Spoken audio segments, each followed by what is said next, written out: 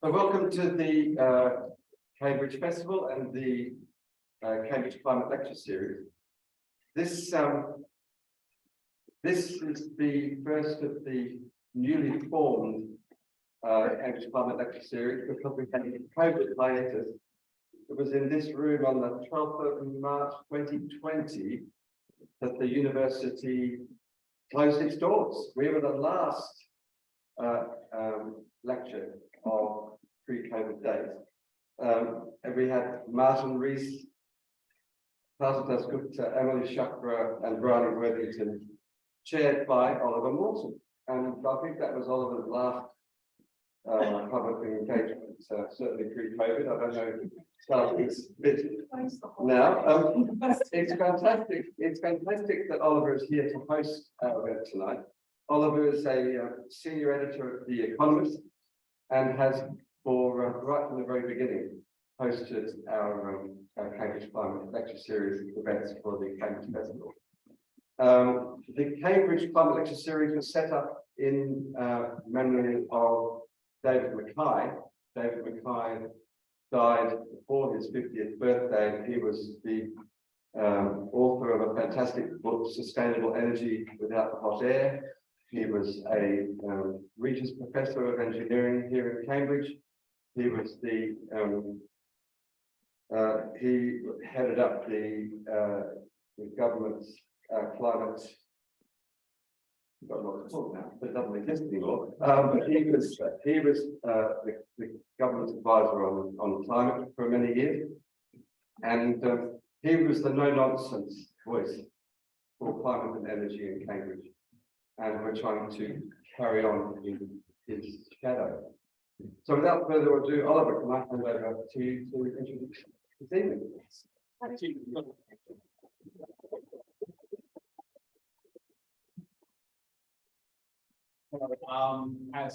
Jim was kind enough to say, I'm Oliver Morton. I'll be moderating or occasionally immoderating tonight. It's my duty to tell you that if there's a fire, you should use the doors. It's that possible. They are there. And that's really it for formal parts. The best bit now is that I get to introduce my good friends on the stage, who are Gaia and Jonathon Porritt. Gaia is an award-winning writer and broadcaster and the author of three of the very best books on the interplay between human systems and the planetary environment, including the remarkable Transcendence, sweeping survey of humankind's past, present, and future, which takes on Yuval Noah Harari at his own game and knocks him senseless. She is an honorary senior research fellow at the Anthropocene Institute at UCL and a regular host of BBC Inside Science. 4:30 on Thursday? 4:30? 4:30. Okay, so there you go. Pieces at 9. And also, as I'm sure they would make me say if I worked for them, it's also available on BBC Snouts.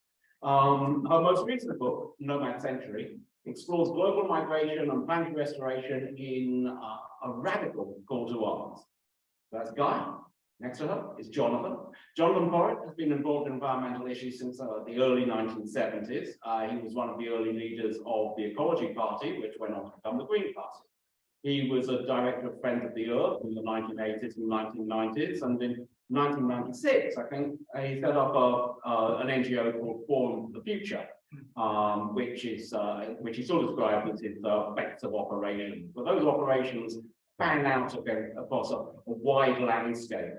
He was chair of the UK Sustainable Development Commission I think in the zeros basically, and has published a whole bunch of books. Perhaps most influential was the first, Seeing Green, The Politics of Ecology Explained, which was really groundbreaking book about why this was a political issue. And the most recent is Hope in Hell, A Decade to Confront the Climate Emergency, which tells us where we are and what we need to do.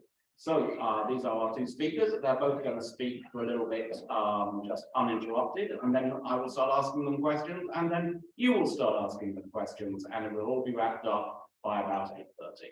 So, with no further ado, Jonathon, maybe you could tell us a little bit about what you want to say. I'm happy to do that. Yeah. You can, I know you can. Okay. Well, so I'm slightly unprepared for this because I wasn't quite sure how this evening was going to proceed. But I will just tell you briefly the thesis of the 9th century and where we are today, which is that we are somewhere between 1.2 and 1.3 degrees Celsius above the pre-industrial average at the moment, probably close to 1.3. And we are already seeing back-to-back extreme events everywhere across the globe at various times. This last year we saw in Britain, we saw heat waves in mid-40s. I had to take my kids out of school because it was too hot. And you know, thousands of people died in Europe because of the heat, because of bushfires or forest fires. Tens of thousands had to be evacuated. The States, you know, the West Coast constantly on fire, East Coast constantly, you know, suffering storms, flood, or there's droughts. There are. Yeah, so we're seeing really, really extreme events. So I think it's something like 3 million people were displaced just last year in the US, the world's richest country. But then in places like Pakistan, there was where they suffered. Pakistan and India had months of unbearable heat, and then were hit with flash floods that were so severe that 33 million people were displaced in a matter of weeks. And what we're going to see is an increase in the severity and the frequency of these storms, because we are effectively geoengineering. We're injecting our atmosphere with greenhouse gases which trap the sun's heat energy, and that energy is driving these much more severe storms and other effects, you know, oceanic and circulation effects and melting glaciers, and this kind of this sort of new pattern of sort of sluggishness. So we see these heat domes that sort of sit over a region for a long time, or these breezes that sort of sit. We're having this sort of perturbation where we're not getting a relief from these extreme weather events as we did in the past. So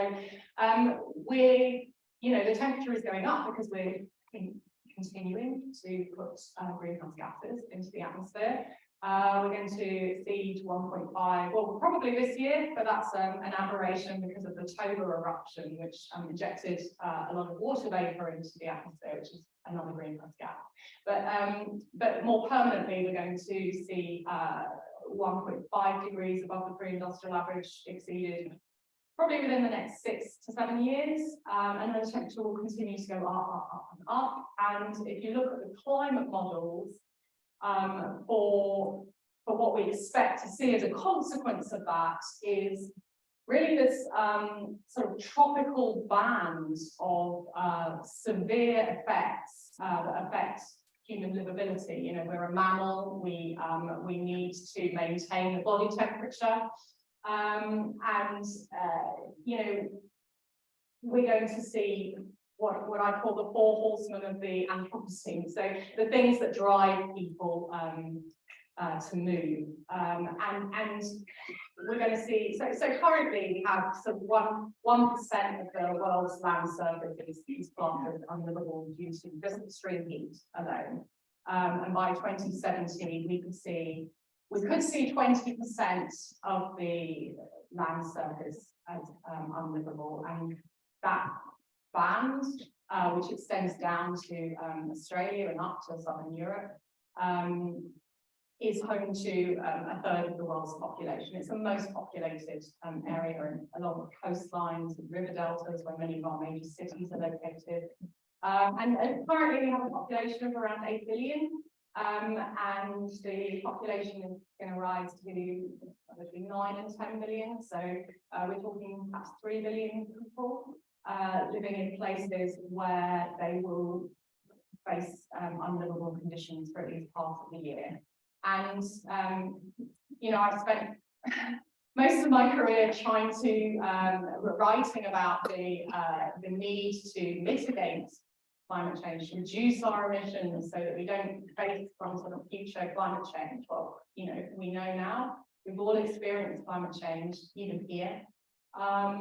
It's very much underway. Governments internationally are now talking about this, they're acknowledging that humans are causing this and that we need to reduce our emissions. We're also now getting conversations about adaptation, but what people are not talking about is the fact that in some places, for large parts of the year, the conditions will be so extreme that people will not be able to adapt, not in these large numbers. People will have to move, and we need to plan for it, we need to manage it. They will need to move from the tropics to places of safety, and they are mainly in the northern hemisphere. So I'm sure I've already spent my 10 minutes. But that's so that's kind of the thesis, that we need to plan it, we need to work out ways of managing it. We do have choices, the future is not written. We can decide. There are options, but at the moment, climate migration is already underway. It is inevitable. The degree is not inevitable. It depends on very many things. We could lower the temperature of the planet artificially. That would mean fewer people migrating. We could adapt more and better. We could reduce our emissions much faster than we are. There are options that we have, but people will have to move, and we need to start talking about how that might happen, how we can manage this for their benefit, but also for our benefit. And I'm going to stop talking now. Thank you very much, Jonathan. Thank you, Gaia. I think what you just heard there is something that is often referred to as the unvarnished truth about the speed with which these increased temperatures are now going to impact on the lives of billions of people. You will not hear that from any politician.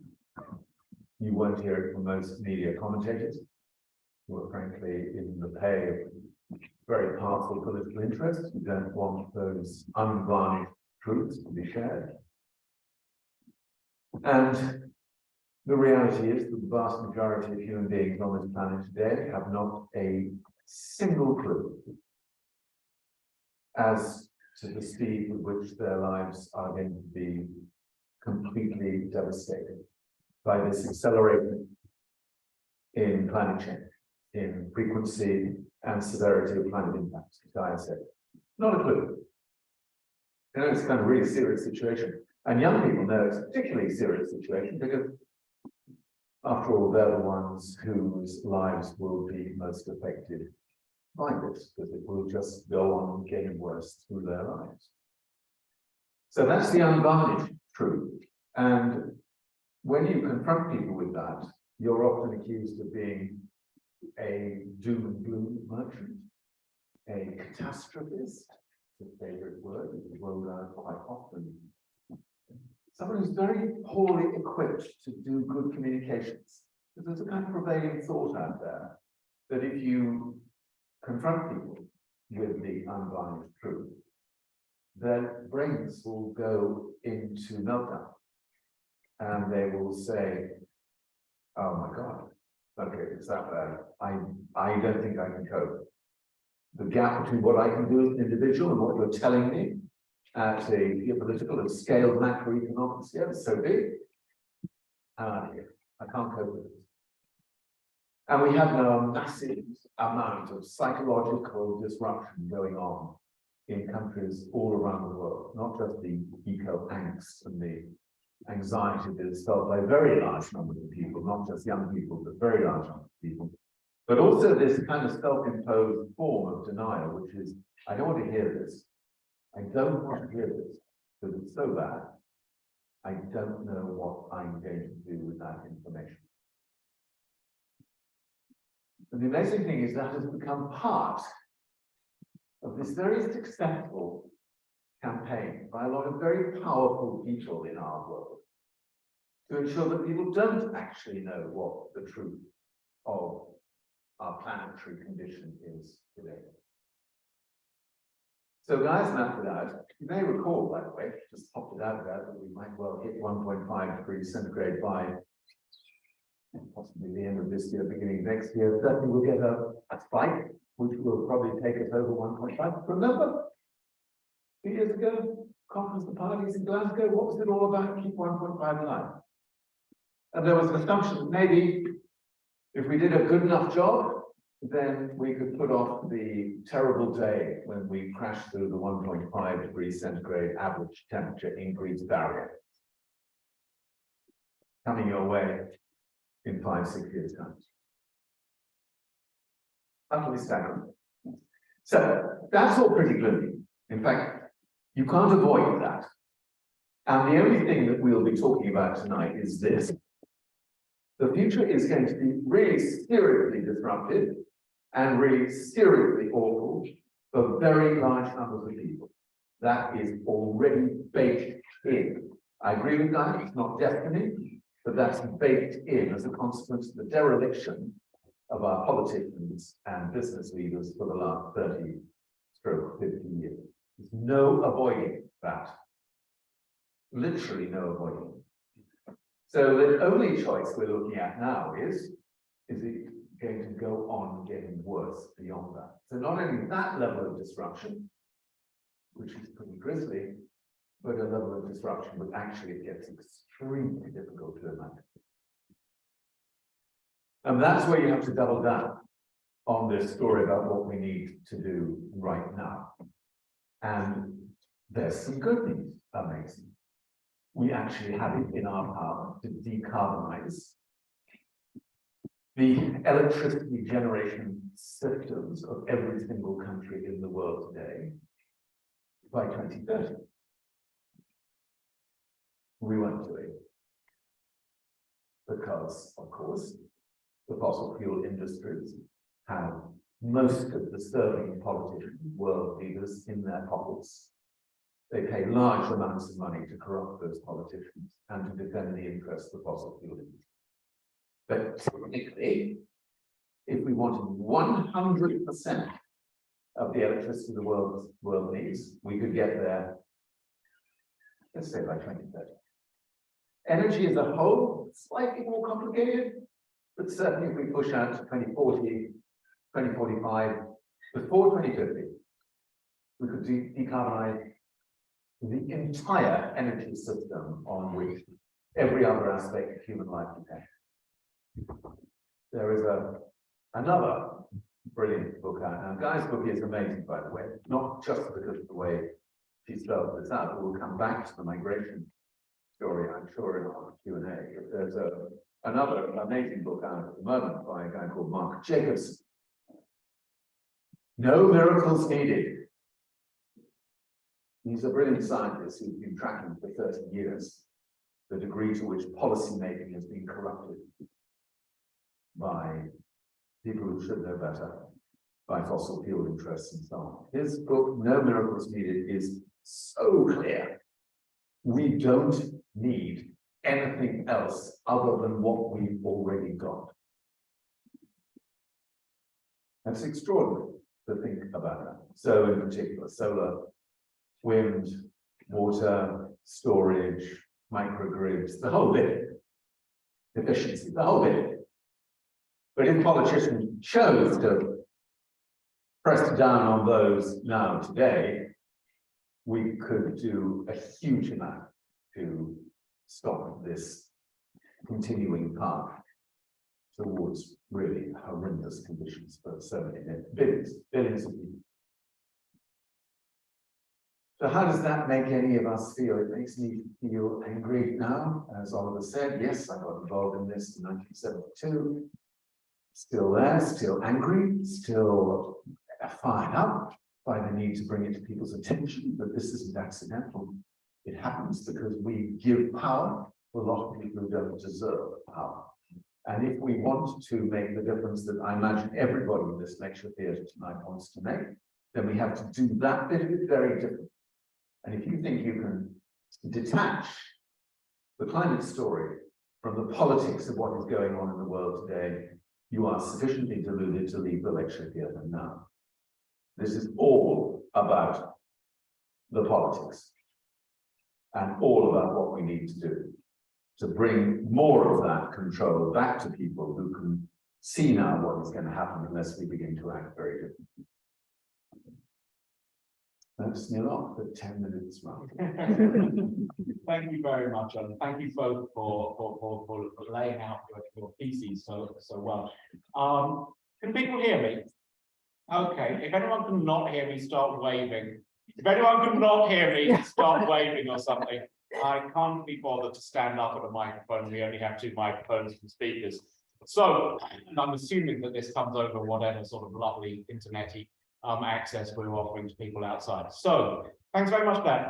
First thing I wanted to ask about was, as Hugh mentioned, last time I was on this stage was the last public event at Cambridge University before it closed down in 2020. You both brought out your most recent books during lockdown, or just after, I think, in your case, Guy.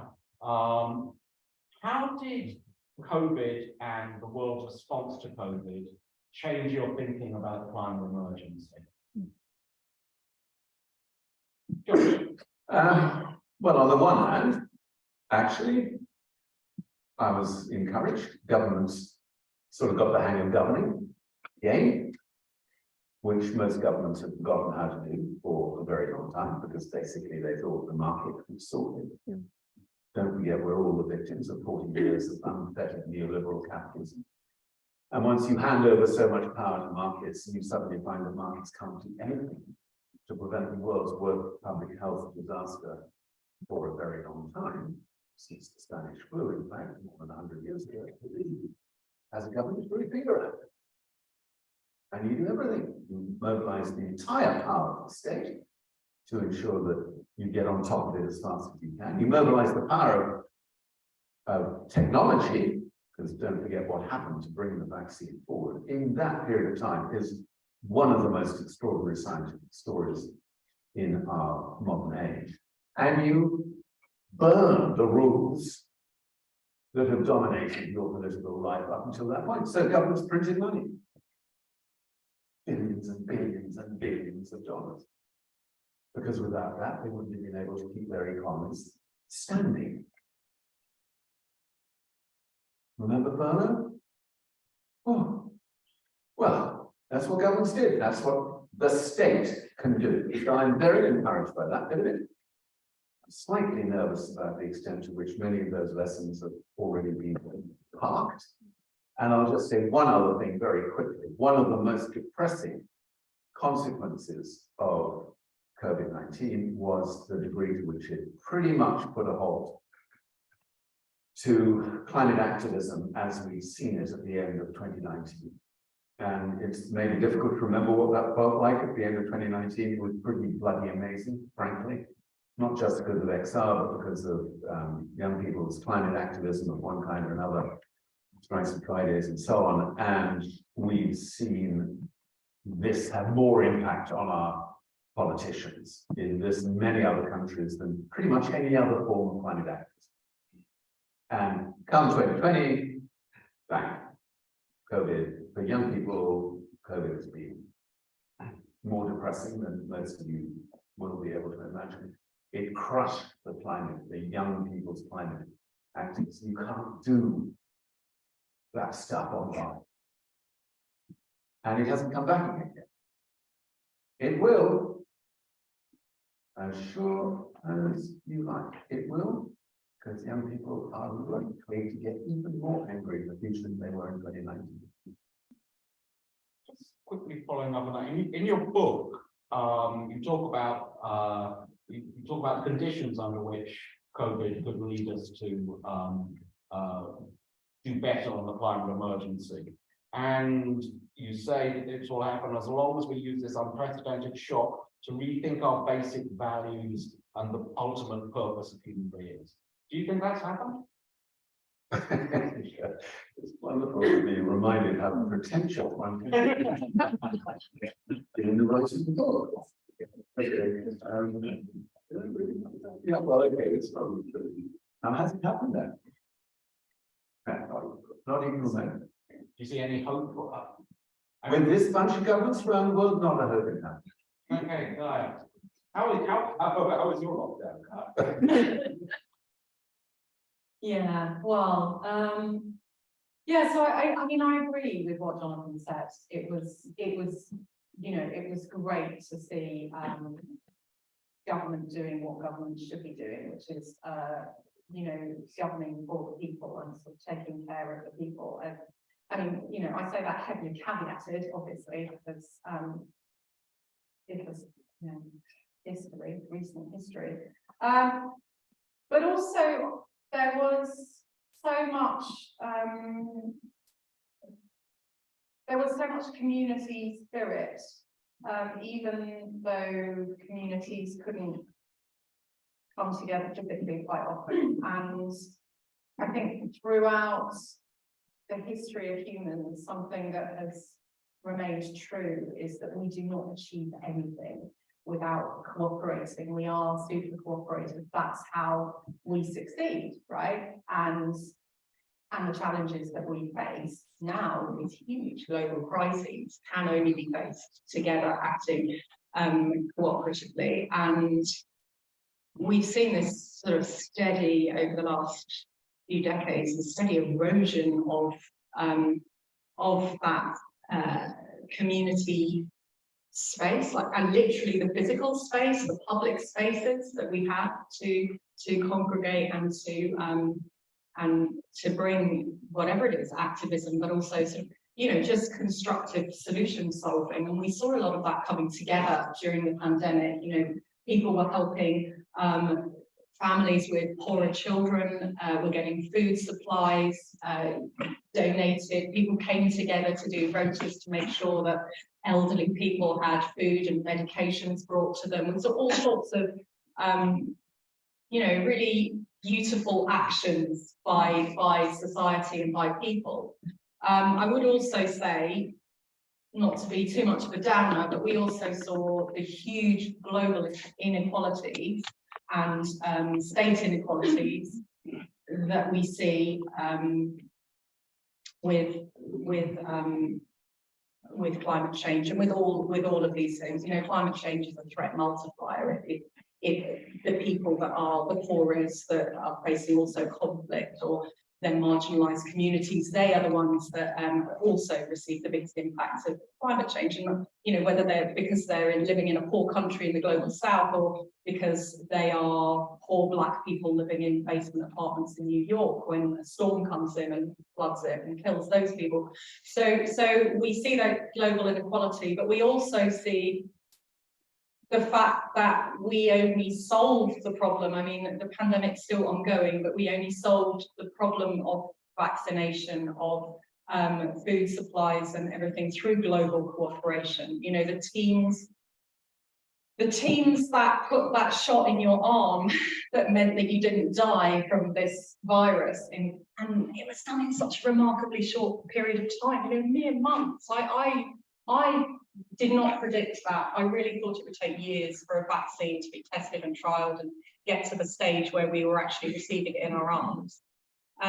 You know, that was done on the basis of global sharing of data, of samples of people's viral samples. It was done through collaborations of scientists working in different nations, from South Africa to the States, of immigrants, of course, working in all these different places to share data, to come together, to work, you know, day and night, not for themselves, not for status, not for money, but for humanity. And that's incredible. And that's the kind of, that was a short-term, acute crisis that we faced, and it was very visible. People were literally dying on television screens, morgues were filling. It was really, really visible. What we face now is a chronic crisis. You know, it's a slow unfolding. It's not so visible, but we need that level of stepping up, you know, to do that, and we proved we can do it. That was really lovely. Thank you. There's another aspect of the pandemic that I'd like to come back to. Your book is largely, not entirely, as the title suggests, and the nomad century title suggests, about movement. Do you think the way that people, certainly affluent people, change their view of where they need to be during the pandemic mattered? There's a lovely line from someone in Vermont in your book about how you don't need to be coming to a job to migrate, you can bring a job with you. Do you think that's important? Yeah, so you know, one of the good timing aspects, I guess, of this pandemic is it's occurred during a time when we have internet access, where we can work from anywhere. And you know, there are different types of nomads. There are the young digital nomads who they're working from a beach cafe in Thailand. They can work anywhere.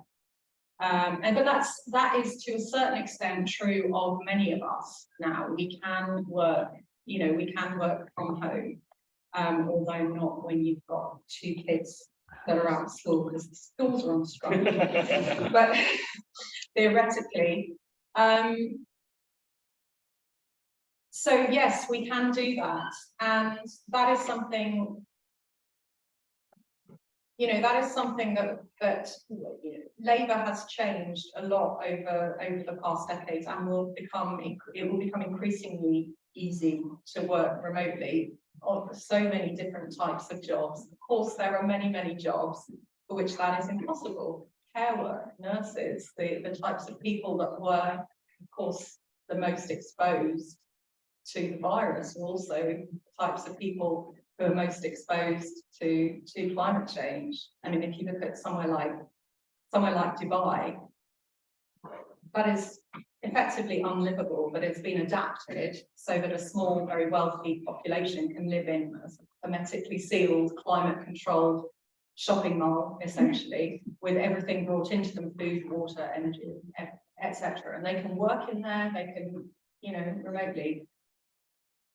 But construction workers, of course, many of whom are migrants, they're dying of heat exhaustion or, you know, kidney failure or whatever, because they are living in the actual unlivable conditions. And so, you know, as we move on through the century, in the coming decades, when places become unlivable, you know, they won't be unlivable for everyone. That you can adapt to small populations brilliantly. You know, you can bring water into drought places with desal. You can do a lot for a small population to live. You can't have the population, say, of Mumbai, which is like around 30 million people living in the Mumbai of 2060. You know, you can't. People are living. At least 9 million of those people live in slum housing. You know, little boxes, little concrete boxes with corrugated iron roofs, where the temperature is already, you know, nearly 10 degrees hotter than the city proper. You know, you can't aircon all of these little units, and so those people will have to move. But a population will be able to digitally continue to work there. So you know, everything can adapt to this, but not for large populations. Jonathan, you look like you wanted to say something. Or maybe you were just looking captivated. No, I think what I was just reflecting on is, of course, that you mentioned construction workers. You then have to think about agricultural workers, who in many parts of the world will not be able to work outside for more than 2 or 3 hours a day because of excess heat.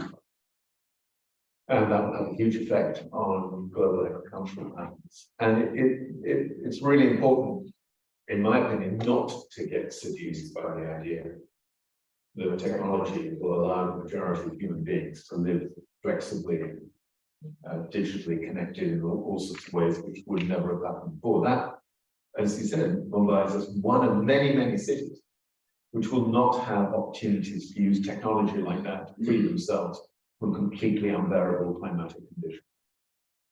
And what we're at risk of is this very wealthy population small number of very wealthy people basically buying up land in New Zealand to make their little climate oases and hermetically sealed. Less so now, I want to point out, because New Zealand's just. Well, New Zealand's clamped down on that. Tasmania hasn't yet, and you know, wherever we go, it's, you know, There's no retreat big enough for that. I've just come back from New Zealand, as it happens. I'm half a New Zealander, so I can justify my air miles on the basis of extensive family connections out there. I've just come back from New Zealand and was in Auckland, as it happens, for the two typhoons they've just experienced recently in January and February.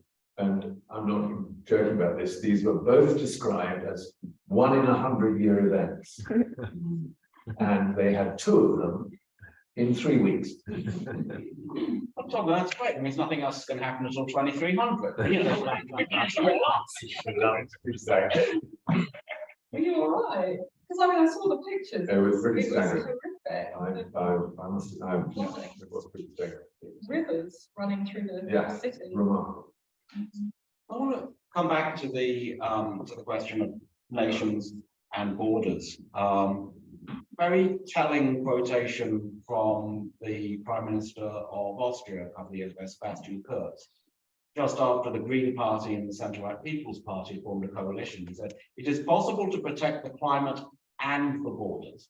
And there's a growing literature warning, or sometimes celebrating, the idea that because nationalism has proved historically a very good way of motivating people's feelings about the future, it may become an increasingly large part of climate thinking as well. And in the essay that quotation comes from, the brilliant gadfly Nils Gilman refers to avocado politics.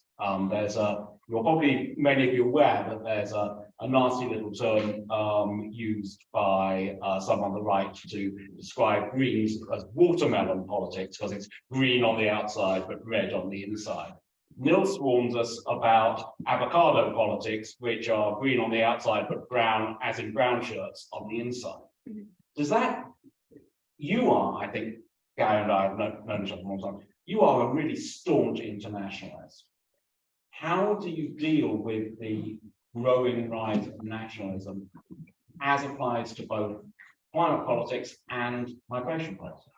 Yeah, there is actually quite a worrying part of, and there is a fear actually that environmental concerns can be used by the far right to restrict to further restrict all the controls. Yes, I mean, borders are just, but they're not suitable, they're not appropriate, they don't work under Anthropocene conditions, under the climate conditions that we are facing. They're just not tenable. They will have to change. How that happens, of course, is the big fear. You know, is it going to happen through conflict, or is it going to happen through negotiation and planning? And you know, we have to develop a new idea of what a national identity is, what it means to be part of a state, part of a nation. And there is this extremely concerning rise. We've seen the rise of populism, but this rise of ethno-nationalism really is extremely worrying. This idea that you are biologically somehow tied to a piece of land. I mean, I'll just say that, of course, that is nonsense. We are all mongrels and we are all migrants from pretty recently. We're all interrelated. We moved around a lot, and our ancestors shagged freely, and across tribal barriers, across religious barriers, whatever. They, you know, the genes don't lie. But yes, it is extremely concerning, and what we're talking about over the coming decades, if you factor in the fact that we have a demographic crisis as well, we're not having enough babies to support an aging population in many nations, not just in Europe and the far north, but China, Japan, nappies outsell, adult nappies outsell infant nappies. You know, the only way that we are going to make our economies work with this mismatch in the sort of social contract that the taxes of young people pay for the care of elder people is through immigration. And this is something that even the most populous government is well aware of. So even while they're saying, you know, turn back the boats, build a wall, send them to Rwanda, whatever the hell the latest nonsense is, on the other hand, they're sort of, you know, come in, we need you, chartering flights to Romania for farm labourers. You know, we have labour shortages everywhere, from hospitality to dentists, teachers, to truck drivers, you name it. We don't have enough people, and economies stagnate on that. But what we are talking about over the coming decades, when we look at that demographic crisis in the, particularly in the far north, in the safer regions, everywhere will be affected by climate change, but some places will have lesser impacts that we can adapt to more easily. The populations, particularly in parts of Africa, are still growing. We are talking about more melanated people moving to places that are currently more homogenous and much more white. So, you know, what we're talking about and what really needs tackling, of course, is racism. And we absolutely need to tackle that, because this issue is not going to go away. And, you know, when I look to the future, you know, do I want to see my kids conscripted into armies to fight fleeing Bangladeshis or people from Niger? Or do I want to see them living in, you know, denser cities with a Bangladeshi neighbour and a neighbour from Niger? Well, for me, it's an absolute no-brainer. So, yeah. Jonathan, I think what Gaia says is fascinating, challenging to many people, but it must be quite challenging to a lot of long-term supporters of green politics. I mean, when Gaia says people are not biologically attached to the land, there'll be a lot of organic farmers who say, yes, we really are. And you know, there are, although not getting into the old form of the environment and population debate, I would have thought that although they would welcome this idea in principle, I would have thought there were a lot of people who really care about green politics in a local environment conservation nature sort of way, who would think the idea that Britain should be home to 10 million more people would be really freaky. How do you see that tension in the green community? People come to terms with that? You're correct. There are a lot of people in the green movement who would find the idea of 10 million more people on top of our existing population as pretty hard to deal with. There's a fascinating bit in Gaia's book where she talks about the nation state and how the nation state actually is. You may think that the nation state embraces the whole of human history. In fact, it's quite a new construct, basically. But the difficulty is, in the short period of human history where the nation state has become the dominant expectation of how we organize ourselves, defined by borders, amongst other things, because within your nation, you understand who you are, and everybody outside your nation is defined as the other. Mm-hmm. In that short period of time where the nation state has become so dominant, pretty much everybody from every corner of the political spectrum has bought into the idea that nationhood is part of how we define ourselves now, and certainly part of how we will define ourselves in the future. I see practically no recognition that however grave the crisis that is coming down at us at a very fast rate, that this will mean we have to dispense with the idea of borders and nationhood, and we must we must think completely differently about how we distribute 10 billion people. I wish it might be less than 10, I have to be put. How we might distribute more equitably 10 billion people to ensure the best life chances for the greatest number of those 10 billion. I see absolutely no recognition of what that would mean at the moment. And in that regard, what's happening in this little country is, of course, a pretty horrendous forewarning of just how bad that is going to become with the whole, as Gaia said, ridiculous stuff going on at the moment around stopper votes and so on.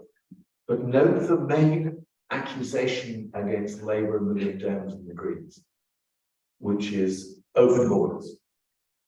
If you peel away the rhetoric of what the Tory party is trying to do to belittle the opposition parties, it's you're all in favour of open borders. It's a lie, by the way. Not one of those parties is in favour of open borders. It's not the Green Party, not the Lib Dems, it's certainly not the Labour Party, not one of them. But it's a lie that sticks with the hateful right-wing media that we have in this country. And this is just a tiny little taste of what's going to happen when we have, as Gaia points us to in her book, the possibility of billions of people on the move in the second half of this century, not just tens of millions or even hundreds of millions, but billions. And the idea that this is going to, it certainly will totally transform the way we see the world, that is for sure. But the idea that it could help us to see the world very differently through a really deeply humane, compassionate, equitable, non-racist set of perspectives is quite hard to get my head around. Because as things get tougher, the politics of the populists and the xenophobes and the racists will become more and more powerful. So for me, it's so important this challenge is opened up because it will define exactly what happens to humankind in the second half of the century, not just the climate impacts, but what happens when we see migration patterns of this kind at a scale that honestly people just, it is really difficult to understand what that scale is going to look like. I mean, really difficult. So it will, one way or another, redefine what we are as a species. But I fear. I mean, in places where there are a lot more migrants, people are a lot less racist, generally, a lot less xenophobic. You know, if you look at the major cities of most countries, they are where people are familiar with people from, you know, they go to school and they work with people from different backgrounds. They are less fearful of people from other places. So, you know, this transition is underway and it has been occurring. Yeah, that's true. But yeah. But you still got the atavistic racism of America to remind you how deep this runs in different parts of society and how easy it is for unscrupulous politicians to play. I mean, America is just such a shockingly evil place that it's almost beyond imagination. But do you think that America is a more racist society than China? No, actually, I don't, as it happens. No, I think people tend only to go with the bits of racism that they are familiar with themselves firsthand. But no, oddly enough, since you asked me directly, I find China pretty hateful nation as well, and its treatment of its minorities is more egregious, inhumane, cruel, and intolerable than any Western country's treatment of its minority. There's simply no doubt about it. That was well, it's like tangent idea. No, I agree. But I want to your countries by racism. but whenever brand comes by anything that's good, the leading Scandinavians will end up at the top. But I want to put that. You were talking about unvarnished truth before, Jonathan, and Oh, one more. is there not an ongoing, and you also talking about the fact that people had to understand that this was entirely political. Isn't the unvarnished truth of green politics that despite many achievements, it just hasn't done enough in 50 years? But your book suggests that that the rest can be done in 10 years. You talk about having a decade to save the planet, and you say it's mainly political. Yeah.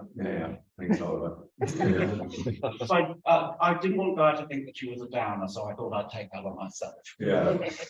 I think that when I sort of can persuade myself that this is still doable, I look to what makes it doable.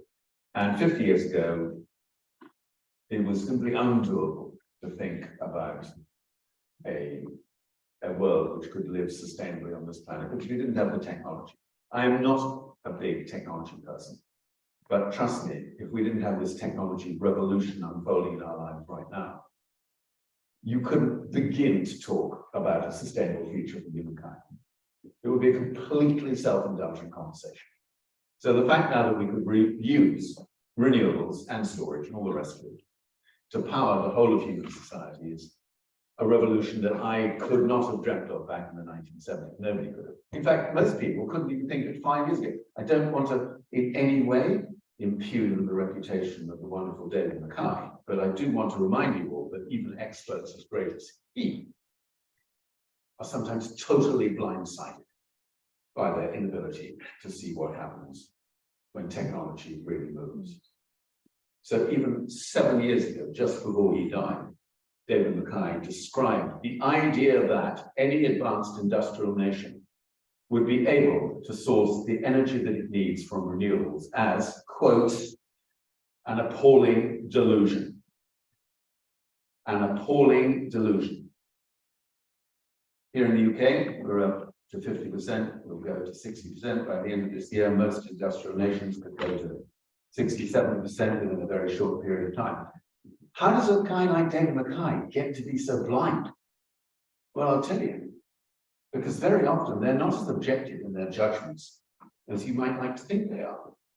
David was a massive fan of nuclear power. God help us. How can anybody be open-minded about a technology like nuclear power, which continues to fail year after year after year after year after year on any criteria that you choose to bring forward? Sorry, God, if your section on nuclear power is totally rubbish. But the rest is brilliant. That's totally rubbish. You see, people have blind spots. They just get into this place. These great fans, carbon capture and storage, as it's all of. I'm not a particular fan of carbon capture.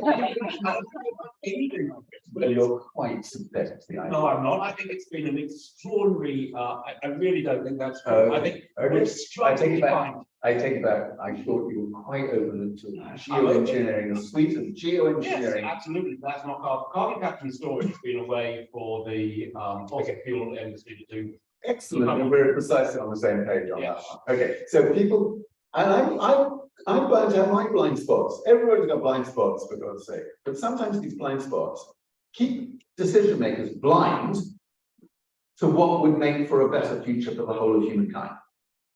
So what was in Jeremy Hunt's bloody budget speech 2 days ago? God knows, reams of garbage about most things. A little bit of a sort of tokenistic nod to, isn't it good that we've got such an offshore, powerful offshore industry here in the UK? And then he banged on about nuclear and carbon capture and storage. Why? Because the Tory party depends on the fossil fuel industry, like most other parties do. So these blind spots, you've just got to factor them in. Anyway, I couldn't have done that 50 years ago. Sorry, I've got off on several tangents here. I couldn't have done that 50 years ago. But now that makes the notion of a viable, sustainable, compassionate world for 10 billion people doable. And if it's doable, it's sellable. And if it's sellable politically, it can be delivered. So 50 years ago, I wish that had been the case. Honestly, it really was. Okay. I'm going to do one last thing here, and then we'll be opening it up to the audience.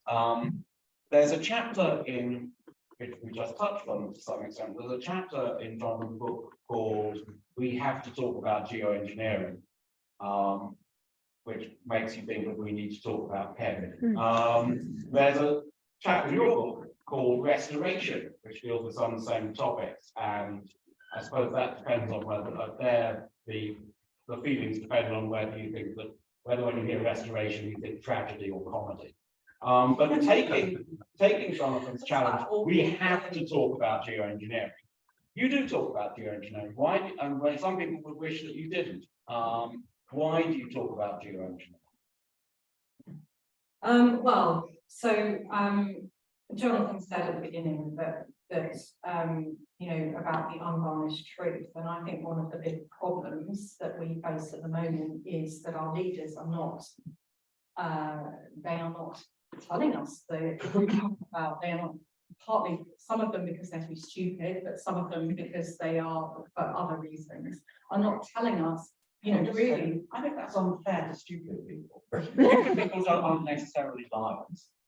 Well, I think there's a bit of both. Some lying, some stupid. So you know, I think if leaders were honest to the electorate about what we actually face and what our choices are and what our choices would genuinely entail, because there aren't any easy options now. You know, if we had acted in the 1980s, you know, we could have decarbonised nice and slowly. It would have all been fine. It would have been very painless and very easy. Well, that, you know, that time has been and gone. We are where we are now, and we need to start being a bit more pragmatic about what we face. And what we face are choices. We have social choices, like how we might manage mass migration. We have technological choices. We have many choices.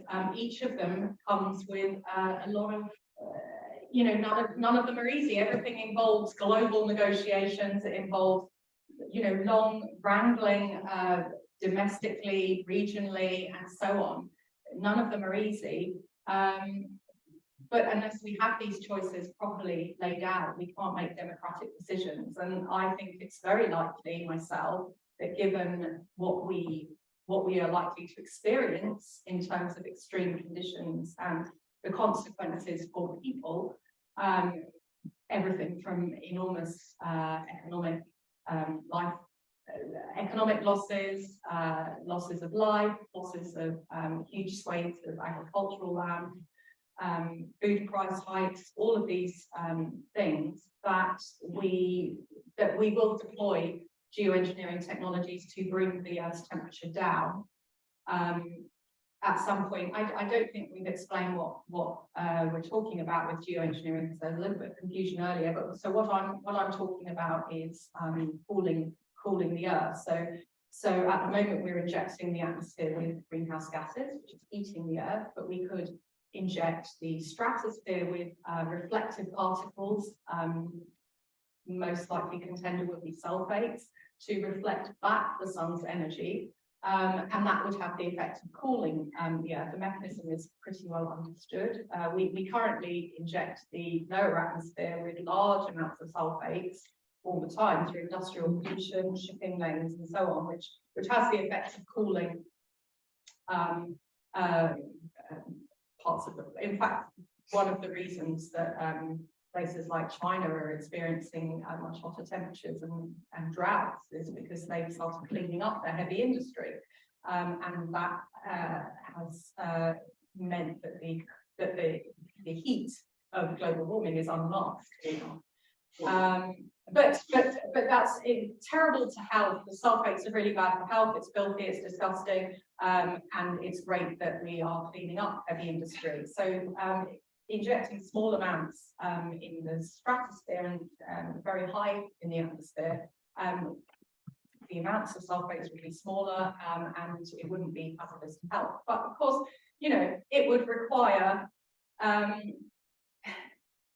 If we talk about this now, if we decide democratically whether or not to do this, how we might do it, which states might do it, what compensation might be offered to populations, to entire states that suffered negative consequences, for what period of time, under what circumstances, who would get to do it, who would decide, how would it be decided, all these, if that was all discussed and we made a decision to do it under certain circumstances, or we made the decision, no, we don't want to do that, we do not want to deploy this, well, what then? What's the solution then to this extremely dangerous climatic situation? Are we going to have billions of people move, or what are we going to do? Are we going to, massively reducing emissions? At the moment, as Jonathan said, I would not have believed even 5 years ago that this scale of deployment of renewables would be what it is. It's incredible that it's cheaper now to build an entirely new solar or wind power station than it is to supply an existing power station with coal. I mean, I would not have believed that. This is phenomenal. We are, this transition is underway. We have passed the tipping point. We are not going back to, we are, fossil fuels are life limited now. Everybody knows it. The industry knows it. They are doing their best to eke as much profit as they can out of it and prolong it, but the writing is on the wall. And yet, despite this extremely, this exponential curve of deployment, we are still, somewhere between 2 and 5 times too slow with our deployment of that. So, there are large parts of the world where they don't have access to energy. They need energy. Of course they do. It's a human right. We can't just stop that. Are we going to do that? What are the choices? At the moment, I think there isn't enough honesty. We're not being honest about what the situation we face is and what the choices are, so we can make a democratic decision. And I would much rather that we discuss this and we came together to decide what we want to do, rather than under emergency laws passed, like we had emergency laws passed to lock down in various countries because of the acute emergency of a pandemic. That's a short-term situation. Climate change is not short-term. I would much rather we did that than it was just deployed unilaterally, as I think will happen otherwise. Jonathan, when you talk about us having to talk about geoengineering, you talk quite positively about the sort of geoengineering that involves taking carbon dioxide out of the atmosphere. Yeah. You're very, I don't know, skeptical, you're completely against the sort of stratospheric stuff that Gaia is talking about. Are you haven't talked about blind spots? Do you think this might be one of yours, or are you completely sure that it's not? Or maybe blind spots don't work that way, maybe. No, it's perfectly possible. I can't deny that. Part of my skepticism about solar radiation management, which is what I was just talking about, which is affecting the composition of gases in the upper atmosphere. One of my problems with other people who are proposing, and those are by and large the very same people who have brought forward the energy policies for the last 50 years, involved in the fossil fuel companies, the right-wing think tanks, the private equity investors, the whole cabal of exactly the kind of people who you would not entrust your toenails to, let alone the future of life on Earth. So when Gaia talks about the governance of solar radiation management, I entirely agree. And at the moment, there is no governance. UN does not know at the moment how to deal with this. But skepticism about who brings forward certain technology opportunities, you need to be skeptical about it just as a matter of course, because otherwise you're going to find yourself on the receiving end of whatever the worst expectations you might have of certain technology propositions of that kind. But we are going to have to go there. We are going to have to, in my opinion, suck tens of billions of tons of CO2 back out of the atmosphere. I hope we'll do it mostly through geoengineering, through sequestration of CO2 back into natural systems, terrestrial and marine systems. But the figure is roughly 8 billion tons a year that we might need to take back out of the atmosphere. that is a stunning amount of carbon withdrawals that will be needed. And don't forget, at the same time, we're still putting 42 billion tons of CO2 into the atmosphere every year. So obviously we're stacking the odds against us, because every year that goes by with us still at 40 billion tons, clearly the withdrawal challenge gets bigger and bigger. So I'm completely open to the fact that I have probably got certainly some prejudices working here about this, and I'm open to what Gaia suggested, is that we definitely need a much more intelligent, far-sighted debate in public about what it is that we're going to need to do. A simple story: we're at 418 parts per million of CO2 in the atmosphere at the moment. Methane levels as high as ever, so it's not really 418, it's probably closer to 475 by the time you do the CO2 equivalent, 475, 480. We probably have very little prospect of a safe operating space for humankind unless we can come back down to 350 to 375 parts per million. That's the nature of the challenge. And solar radiation management will shield us from that reality for as long as we keep putting those particulates, sulfates up into the upper atmosphere. But as soon as you stop doing that, the book. And now the downward lines moves over. Now these people have been incredibly interesting and have taken up a great deal of time, but we would still like to have some questions from you in the time that's left to us. I don't think there are any roving microphones, maybe. Probably don't like microscopes either. But I will take questions if I see hands. Is that a hand, sir? Yes. Okay, I'll take lady there and then you. As our first two questions. Yeah, thank you very much for a fascinating talk and all sorts of very interesting things you said. You spoke about the corruption of politicians in the media, but I also would like to raise the subject of the corruption, or perhaps you could say more gently, the entanglement of educational institutions such as the University of Cambridge, which hosts on its land Schlumberger, which is the world's largest oil services provider. And I just wonder what you think about this entanglement of fossil fuel interests with the very powerful, the most powerful people in our society and groups in our society, including our educational establishments.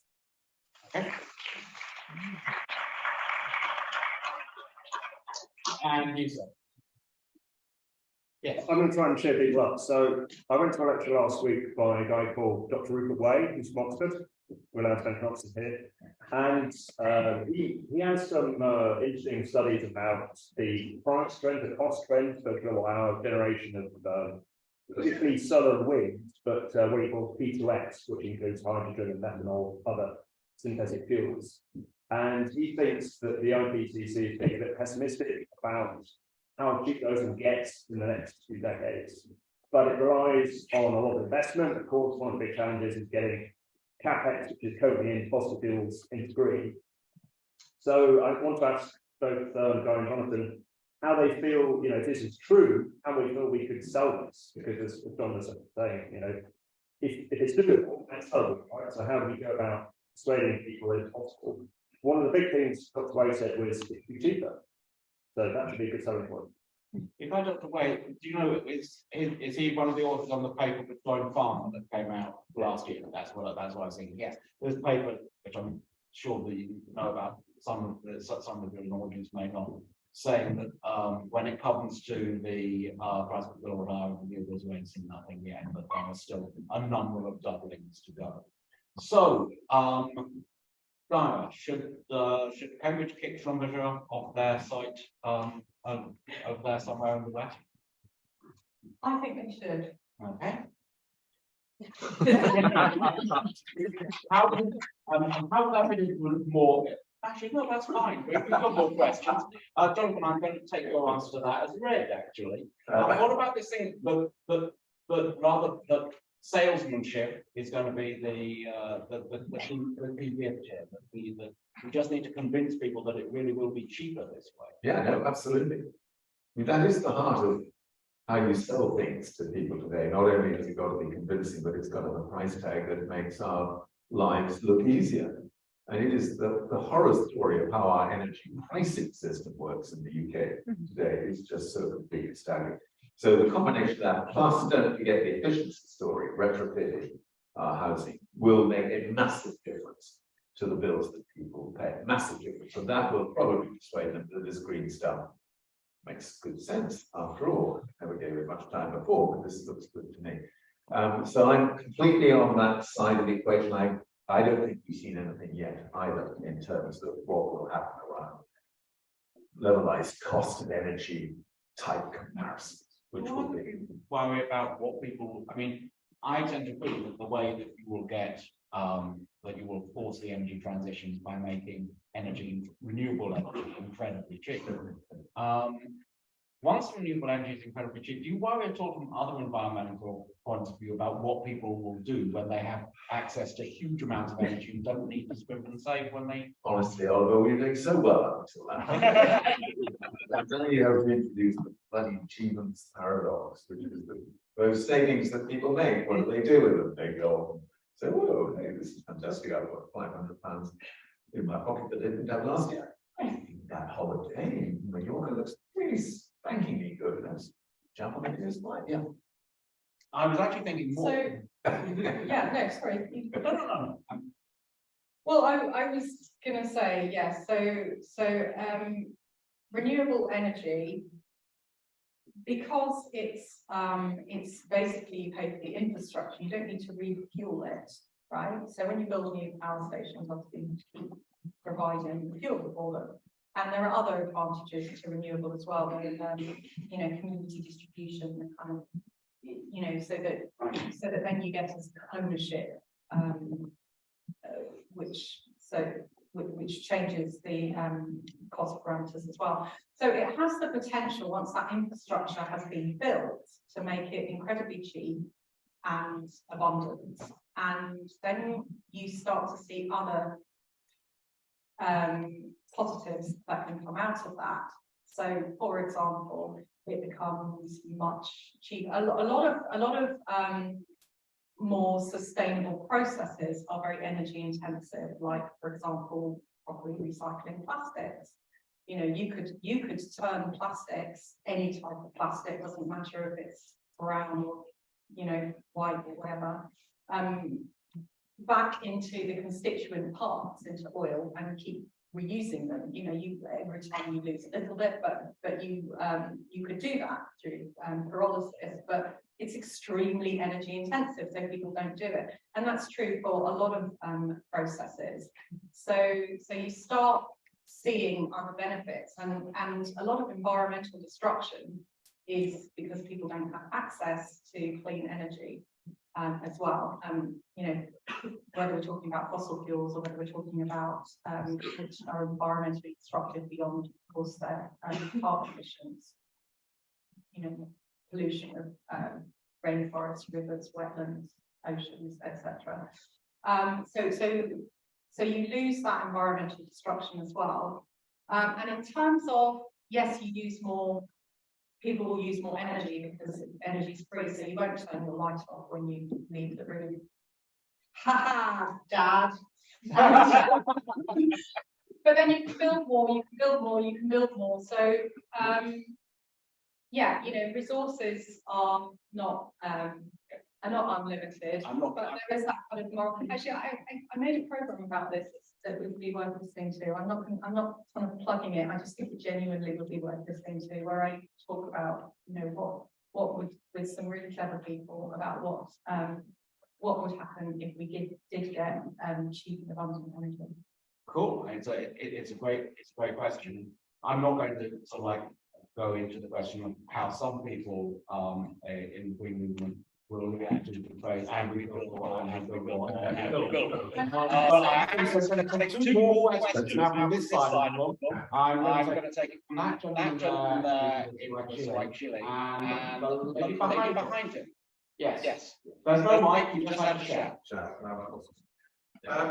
I guess my question is about speed and scale. You talked about COVID and amazing development, and a lot of the rules, you know, the regulation was pulled up, and we sped through the regulatory process.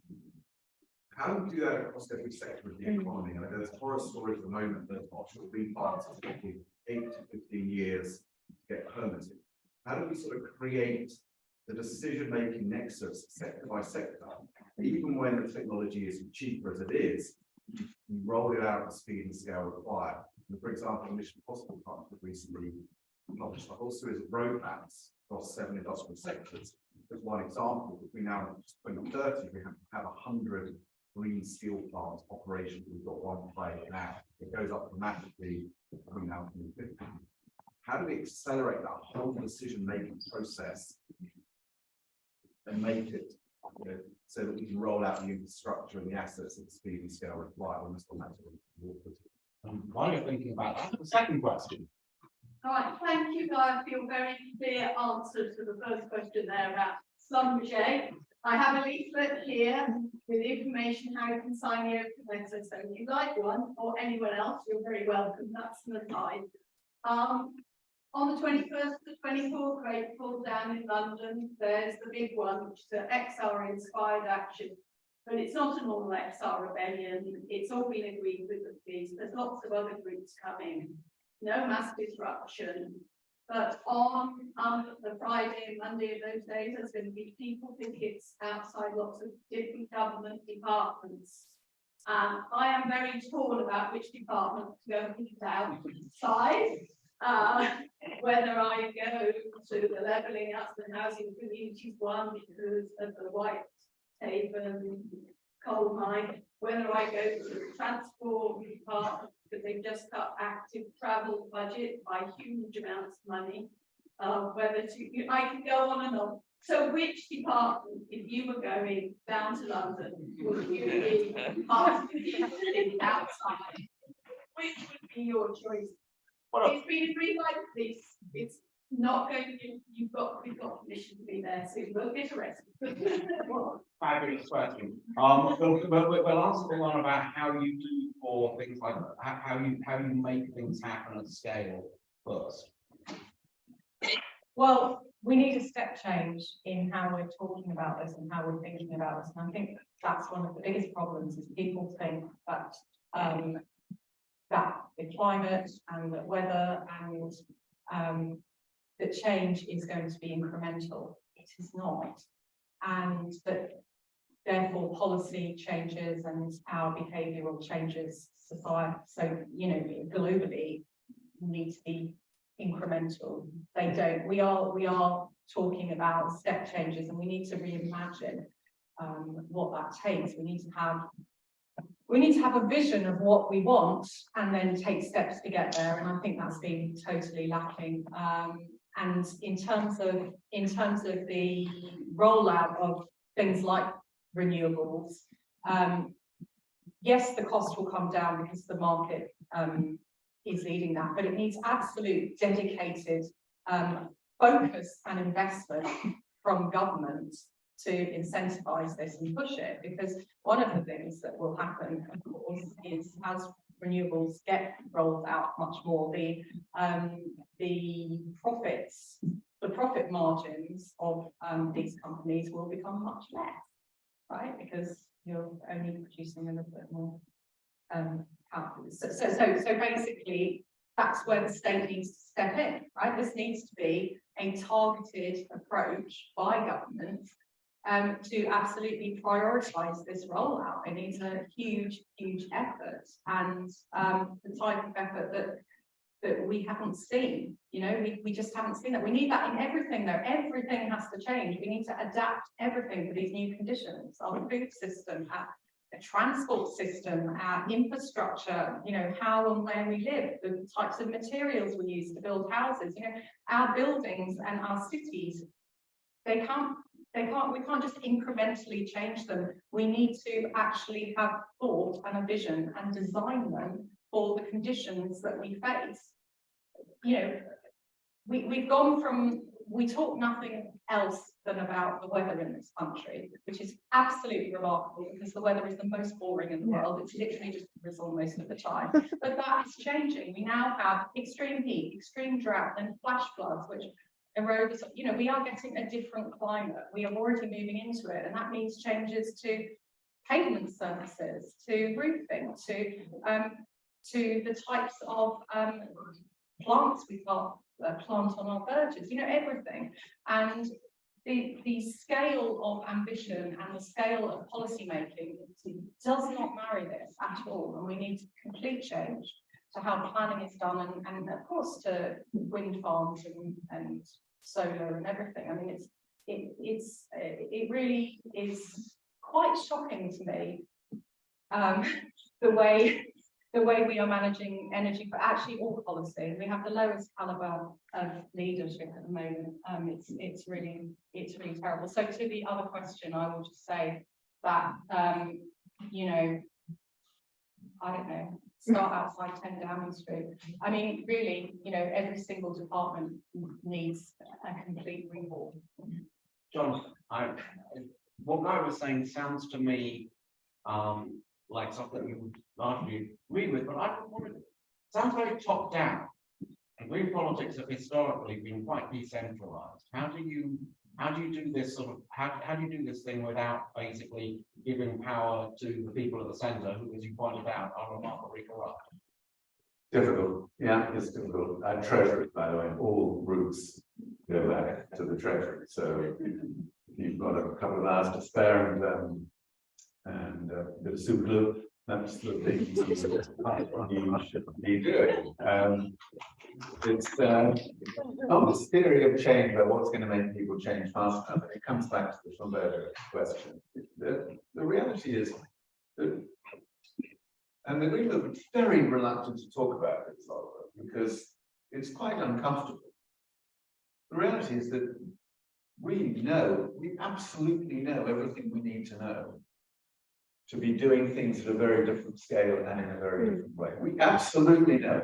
We do in this country, unfortunately, suffer from particularly poisonous right-wing media, I have to say. We do conceal the truth of what is happening systematically, almost more than any other country other than the USA, where fake news, Fox News has obviously now been exposed for what it's been for since its entire history. But the media story is a really big part of this. So if you want to know my theory of change, I'm personally going to be driven by this story about the revolution in technology, which will just allow a lot of people to say it like that, take the box, let's get on and make that happen. Secondly, my slightly less comfortable theory of change is we need some stonkingly awful disasters as soon as we can get them. And this is a really weird place for quite a positive person to find himself. I am a quite positive person, you may not have picked that up, you see, but I've been doing this for a long time. But as quite a positive person, I do find myself dreaming a lot about the total destruction of Florida. I'm just picking that as an example. Some of you will have memories that go back to the year 2000 in Florida. Oh, good idea. Be helpful. Usually, if I'm feeling benign, I don't want there to be too much loss of life. But then I realized actually that's so wrong, because the deeply awful thing, now I'll be serious for a moment, is the more people who die in climate-induced disasters in rich world countries over the course of the next 5 years, the fewer people will die in the rest of the world over the next few decades. So my theory of change does not open up rich scope for the basic intelligence and compassionate humanitarian instincts of humankind. It basically says we can do this, and shit, we better do it, because otherwise we're going to end up with a completely busted world. The reason why I want to take up Florida is not just because Al Gore didn't get elected, but if Florida goes under, and it's perfectly possible to envisage that from a climate point of view, the global insurance industry collapses. And if you want a shock that ripples through the entire global economy, the collapse of the reinsurance industry, which insures the insurance companies, is probably the single quickest way to get there. And the losses, if the whole of Miami was destroyed and you had $500 billion worth of damage to Florida as a whole, the reinsurance industry would collapse. And that would probably sort it out. You all feeling happy? Well, I'm gonna say, if we don't have time on another round of questions, I was gonna ask you, I'm gonna give you a little moment to regroup there, Jonathan. Jonathan's book is called Hope in Hell. I thought it'd be nice just in the last couple of minutes, this is in fact just 2 minutes, for just the thing that gives you hope in hell. But where do you get your hope on this particular subject? Probably the speed of the energy transition. We have passed the tipping point there. We passed the tipping point also probably towards electric vehicles, just generally electrification. And actually, if you think about what defines our species, you know, we're the ape that made fire, and all of our energy has come from fire, from burning stuff. And now we're doing something really extraordinary, really different, a huge revolution. We're moving away from burning stuff. And I don't think you can underestimate what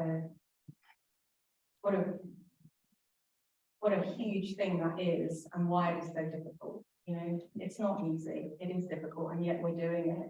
But I get hope from people who want to change things, right? All the world we live in now exists because people had in their minds, in their imagination, and shared it with each other, this vision of what could be, and they made it, and we're living it. And that's true, nothing really was an accident. It was dreamt up in people's minds.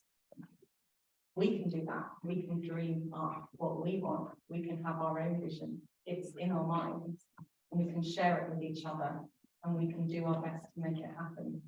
It's possible. John, I'm buying into a lot of that.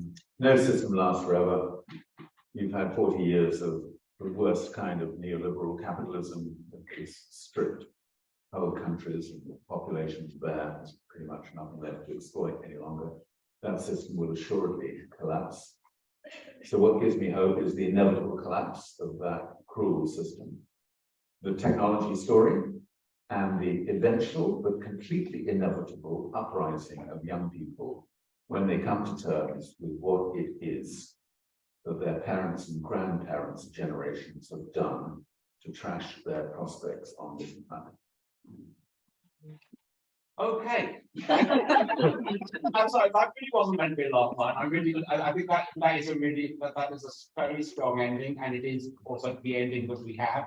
I'd like to thank you for being a very attentive audience. You seem to be almost exactly as many people as you were at the beginning, which is quite remarkable on a Friday night.